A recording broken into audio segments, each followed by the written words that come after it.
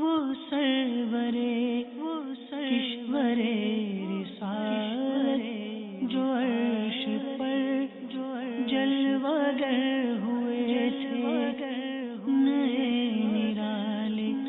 طرب کے سامان عرب کے مہمان کے لیے تھے۔ الحمدللہ رب العالمین والصلاة والسلام على سید الانبیاء والمرسلین، اما بعد فاعوذ باللہ من الشیطان الرجیم، بسم اللہ الرحمن الرحیم۔ الصلاة والسلام علیک یا رسول اللہ وعلی آلک واصحابک یا حبیب اللہ، الصلاة والسلام علیک یا نبی اللہ وعلی آلک واصحابک یا نور اللہ۔ مدنی چینل کے ناظرین، الحمدللہ عز و جل سلسلہ معراج مصطفیٰ صلی اللہ تعالیٰ علیہ وآلہ وسلم میں ایک مرتبہ پھر حاضر ہیں۔ اس سلسلے میں ہم اپنے آقا و مولا مدینہ والے مصطفیٰ صلی اللہ تعالیٰ علیہ وآلہ وسلم کی معراج کے حوالے سے باتیں سن رہے ہیں۔ پچھلے سلسلے میں ہم نے سورہ والنجم کی اس آیت تک بات سنی تھی کہ وَلَقَدْ رَآهُ نَزْلَةً أُخْرَىٰ کہ نبی کریم صلی اللہ تعالیٰ علیہ وسلم نے دوسری مرتبہ اللہ تبارک و تعالیٰ کا دیدار کیا، یعنی دو مرتبہ اللہ تبارک و تعالیٰ کا دیدار کیا۔ اس حوالے سے گفتگو کی تھی۔ اس سے متصل اللہ تبارک و تعالیٰ نے یہ ارشاد فرمایا عند سدرۃ المنتہا، یعنی حضور علیہ الصلوۃ والسلام کا دوسری مرتبہ اللہ تبارک و تعالیٰ کو دیکھنا یہ سدرۃ المنتہا کے پاس تھا۔ یہ سدرۃ المنتہا کیا ہے؟ اس پر بڑی تفصیل ہے علماء کی۔ سدرہ اصل میں عربی زبان میں بیری کے درخت کو، یعنی بیری کا درخت جو ہوتا ہے، بیر کا درخت، اس کو سدرہ کہا جاتا ہے۔ اور منتہا کا مطلب ہوتا ہے کسی مقام پر انتہا ہو جانا، جہاں کسی چیز کی انتہا ہو جائے اس مقام کو منتہا بولتے ہیں۔ کسی بھی شے کی انتہا ہو جائے تو اس کو منتہا بولا جاتا ہے کہ یہاں پر جا کر اس کی انتہا ہو گئی، تو اس جگہ کو، اس مقام کو منتہا کہا جاتا ہے۔ تو سدرۃ المنتہا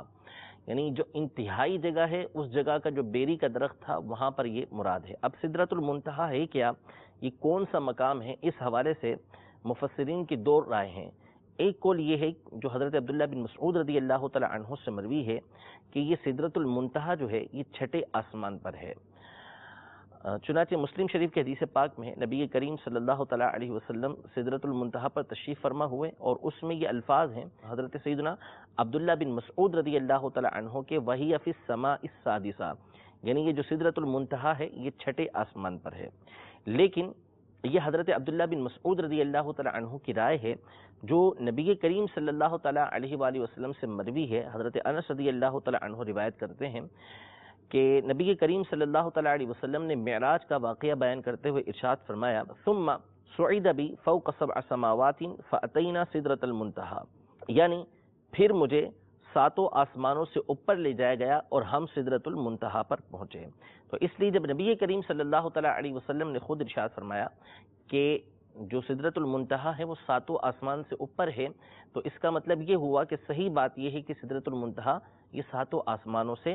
اوپر ہے۔ البتہ کچھ محدثین نے یہاں پر یہ ارشاد فرمایا کہ ممکن ہے کہ حضرت عبداللہ بن مسعود رضی اللہ تعالی عنہ کے قول کا مطلب یہ ہو کہ سدرۃ المنتہا کی جو جڑیں ہیں وہ چھٹے آسمان پر ہوں اور اس کی جو شاخیں ہیں یہ 7ویں آسمان سے اوپر جاتی ہوں، یعنی سدرۃ المنتہا کی شاخیں وہ ہیں کہ جنہوں نے پورے جنت کو گھیرے کے اندر لیا ہوا ہے۔ تو اس لیے ممکن ہے کہ جو یہ بات بیان کی ہے حضرت عبداللہ بن مسعود نے، اس درخت کی جڑیں یہ چھٹے آسمان پر ہوں اور اس کی جو شاخیں ہیں وہ 7ویں آسمان سے اوپر جا کے جنت کو بھی گھیر لیتی ہوں۔ ایک قول کے مطابق یہ عرش کے دائیں طرف ہے، یعنی جنت سے بھی اوپر جو مقام ہے عرش، جو جنت الفردوس کی چھت ہے، اس کے دائیں طرف سیدھی طرف یہ سدرۃ المنتہا کا درخت ہے۔ اور بعض روایتوں کے اندر یہ موجود ہے کہ اگر سدرۃ المنتہا کا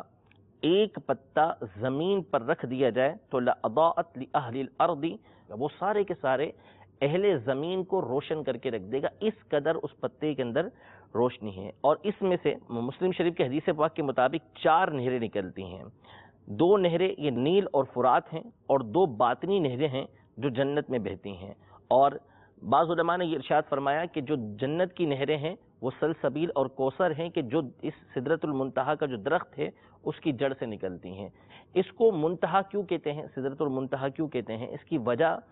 یہ بیان کی گئی ہے کہ یہاں تک ملائکہ کا علم پہنچتا ہے، یعنی ملائکہ کو جو علم ہے یہاں تک علم ہے، اس کے بعد ملائکہ کا علم یہ ختم ہو جاتا ہے، اس سے اوپر ان کا علم نہیں جاتا۔ اور سیدنا عبداللہ بن مسعود رضی اللہ تعالی عنہ سے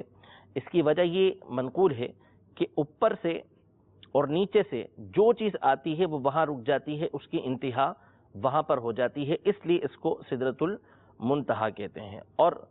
بعض علماء کا یہ قول ہے کہ مخلوق کا علم یہاں تک ہے، اس سے آگے غیبی غیب ہے، وہ جو باتیں ہیں سدرۃ المنتہا سے آگے کی وہ اللہ تبارک و تعالیٰ کا غیب ہے، وہ جس کو بتانا چاہے بتاتا ہے، باقی اس سے اوپر کسی کا علم یہ نہیں جاتا۔ تو یہ ارشاد فرمایا کہ نبی کریم صلی اللہ تعالیٰ علیہ وآلہ وسلم کا جو دیکھنا تھا یہ سدرۃ المنتہا کے پاس تھا۔ پھر سدرۃ المنتہا کی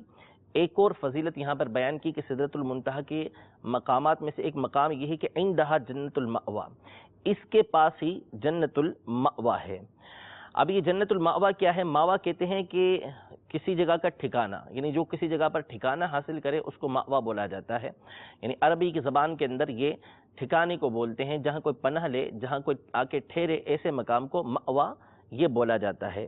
اب بعض علماء کے نزدیک تو یہ ایک جنت کا نام ہے، اور بعض علماء نے یہ ارشاد فرمایا کہ حضرت جبریل اور حضرت میکائیل علیہ السلام کا مقام ہے کہ یہ یہاں پر ٹھہرتے ہیں، اس لیے اس کو جنت المأوا کہتے ہیں۔ اور بعض علماء کہتے ہیں کہ اسی مقام پر جو شہداء کی ارواح ہیں وہ آ کے ٹھہرتی ہیں، اس لیے اس مقام کو جنت المأوا کہا جاتا ہے۔ پھر اس کے بعد اللہ تبارک و تعالی نے ارشاد فرمایا اذ یغشی السدرۃ ما یغشی، اس سدرہ کے اوپر چھا رہا تھا جو چھا رہا تھا۔ یہ عربی زبان کا ایک اسلوب ہے، انداز ہے کہ جب کسی چیز کی اہمیت بیان کرنی ہو تو اس کو اس انداز میں بیان کرتے ہیں، جیسے پچھلی آیت کے اندر فَأَوْحَى إِلَىٰ عَبْدِهِ مَا أَوْحَى، کہ اللہ تبارک و تعالی نے اپنے بندے کی طرف وحی کی جو وحی کی، یعنی وہ اللہ تبارک و تعالی جانتا ہے، اس کا حبیب جانتا ہے۔ اسی طرح سدرۃ المنتہا پر جو نور چھا رہا تھا، سدرۃ المنتہا پر جو حسن چھا رہا تھا، وہ ایسا تھا کہ جس کو مخلوق کے سامنے بیان کرنا یہ ممکن نہیں ہے، مخلوق اس کو سمجھ نہیں سکتی، اس لیے اس انداز میں بیان کیا کہ اس پر جو نور چھا رہا تھا کیا وہاں پر خوبصورتی تھی۔ اس حوالے سے مختلف اقوال علماء کے موجود ہیں، چنانچہ حضرت ابن عباس اور حضرت عبداللہ بن مسعود رضی اللہ تعالی عنہما روایت کرتے ہیں کہ رسول اللہ صلی اللہ تعالی علیہ وآلہ وسلم نے فرمایا میں نے دیکھا سدرہ کو نور نے ڈھانپ رکھا ہے اور اس کے ہر پتے پر فرشتہ اللہ تعالیٰ کی تسبیح کر رہا ہے۔ اور ایک روایت کے الفاظ ہیں کہ غشیہا من نور اللہ عز وجل حتی ما یستطیع احد ینظر الیہا، یعنی اسے اللہ عز و جل کے نور نے اس قدر ڈھانپ رکھا ہے کہ اسے دیکھنے کی کسی میں طاقت نہیں ہے۔ اور ایک روایت کے مطابق یہ ہے کہ اللہ تبارک و تعالیٰ کے انوار وہاں پر ہیں، اور ایک روایت کے مطابق یہ ہے کہ وہاں پر فرشتے موجود ہیں،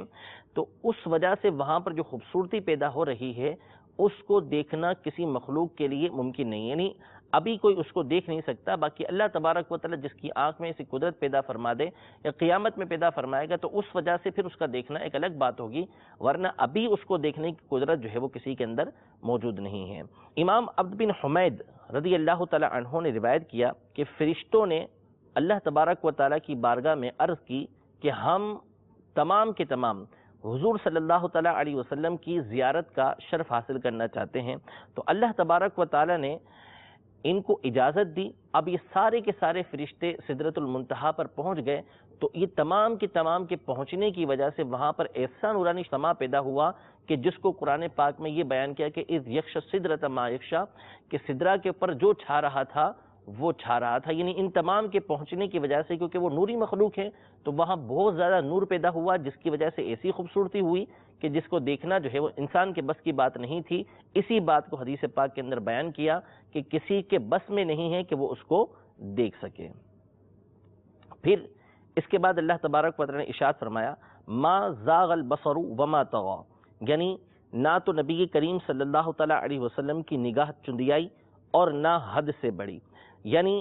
اس میں نبی کریم صلی اللہ تعالی علیہ وآلہ وسلم کے اس کمال کا بیان ہو رہا ہے کہ حضور علیہ السلام نے ان تمام کے تمام مناظر کو دیکھا، جس کو بیان کیا کہ حضور علیہ السلام سدرۃ المنتہا پر اللہ تبارک و تعالیٰ کے انوار بھی دیکھ رہے ہیں، فرشتے جو سارے کے سارے جمع ہیں ان کو بھی حضور علیہ السلام نے دیکھا ہے، لیکن حضور علیہ السلام پرسکون انداز میں انہیں دیکھتے رہے، اور آپ ان کی چکا چوند کی وجہ سے آپ کی آنکھوں پر کوئی اثر نہیں پڑا۔ حضور علیہ السلام کی آنکھیں اللہ تبارک و تعالی نے ایسی قدرت عطا فرمائی تھی کہ ان تمام کے تمام انوار کو آپ نے بآسانی دیکھا، اور پھر ساتھ ہی ساتھ حضور علیہ السلام پورے کمال کے ساتھ، پورے ضبط کے ساتھ ان تمام مناظر کو دیکھتے رہے، اور جس کام کے لیے اللہ تبارک و تعالی نے آپ کو بلایا تھا حضور علیہ السلام نے مکمل طور پر وہ کام پورا کیا، یعنی اللہ تبارک و تعالی کی نشانیاں جو تھیں ان کا نبی کریم صلی اللہ تعالی علیہ وسلم نے مکمل طور پر مشاہدہ فرمایا۔ پھر اس کے بعد اللہ تبارک و تعالی ارشاد فرماتا ہے لَقَدْ رَأَىٰ مِنْ آیَاتِ رَبِّهِ الْكُبْرَىٰ، بلا شبہ انہوں نے اپنے رب کی بڑی بڑی نشانیاں دیکھیں۔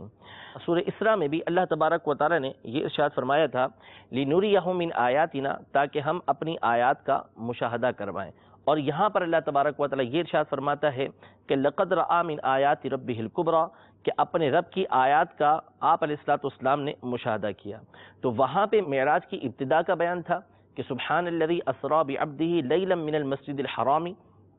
الی المسجد الاقصی الذی بارکنا حولہ لنریہ من آیاتنا، کہ پاک ہے وہ ذات کہ جو راتوں رات لے گئی اپنے بندے کو مسجد حرام سے مسجد اقصی تک، وہ مسجد اقصی کی جس کے ارد گرد ہم نے برکت دی، لنریہ من آیاتنا، تاکہ ہم حضور علیہ السلام کو اپنی نشانیاں دکھائیں۔ اور اس آیت میں اللہ تبارک و تعالی نے نبی کریم صلی اللہ تعالی علیہ وآلہ وسلم کے حوالے سے یہ بیان فرمایا کہ آپ کو جو معراج نصیب ہوئی اس کا تذکرہ کیا، اور پھر اس کے بعد یہ ارشاد فرمایا کہ لقد رآ من آیات ربہ الکبریٰ، بلا شبہ انہوں نے یعنی نبی کریم صلی اللہ تعالی علیہ وآلہ وسلم نے اپنے رب کی بڑی بڑی نشانیاں دیکھی ہیں۔ تو مدنی چینل کے ناظرین، یہ معراج کے حوالے سے قرآن پاک کے دو مقامات تھے، ایک سورہ بنی اسرائیل کی پہلی آیت اور یہ 18 آیتیں جو سورہ والنجم کی تھیں، کہ جس میں اللہ تبارک و تعالی نے نبی کریم صلی اللہ تعالی علیہ وسلم کی معراج کا تذکرہ کیا ہے۔ پہلی آیت میں بھی ہم نے کافی تفصیل کے ساتھ گفتگو کی تھی۔ پہلی جو آیت ہے، پہلا جو مقام ہے کہ جہاں پر اللہ تبارک و تعالی نے حضور علیہ السلام کی معراج کے ابتدائی حصے کو بیان کیا، یعنی مسجد حرام سے مسجد اقصی تک آپ کا جانا، پھر اس کے بعد حضور علیہ السلام کا دوسرا حصہ معراج کا کہ جس میں آپ علیہ السلام اللہ کی بارگاہ میں حاضر ہوئے، اور پھر وہاں جانا اور وہاں سے آنا، اور وہاں حضور علیہ السلام کو جو انعامات ملے ان میں سے بعض کا تذکرہ یہ سورہ والنجم کی 18 آیتوں کے اندر اللہ تبارک و تعالی نے بیان کیا، تو ان کو بھی ہم نے اپنے سلسلوں کے اندر بیان کرنے کی سعادت حاصل کی ہے۔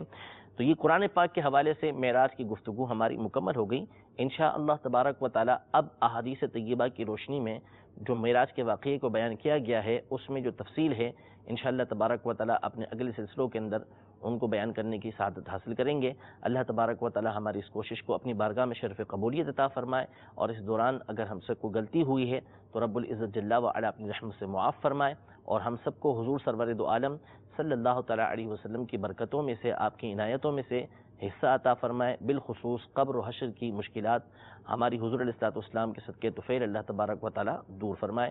آمین بجاہ النبی الامین صلی اللہ تعالی علیہ وآلہ وسلم۔ وہ سرورے کشورے رسالت جو عرش پر جلوہ گر